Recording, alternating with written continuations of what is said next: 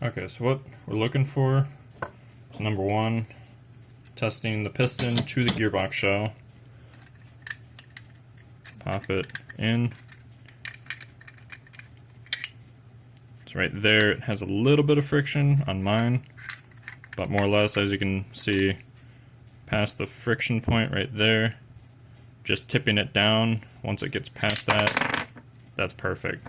So maybe on this, I'd want to take attention to this front part, since that's where there's friction. So the next part is with the gear bushings, just the sector gear. Do the same test.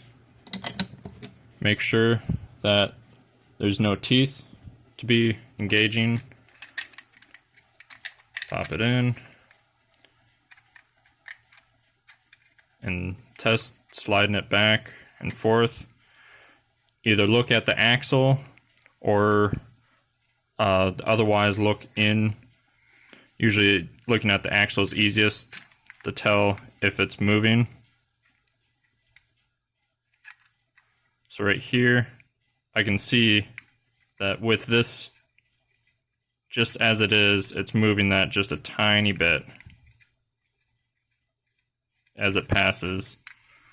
So that's pretty much means that with the rails aligned, the pickup tooth is grabbing the gear and moving it like that.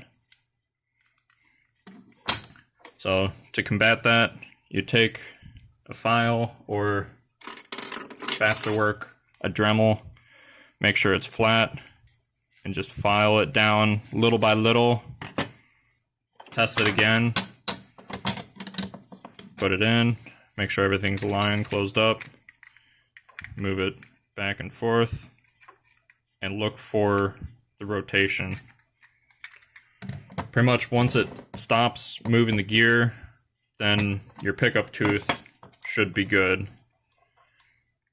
And ideally you'd have AOE corrected, which wouldn't have as much of an effect with the gear in that manner, but still can.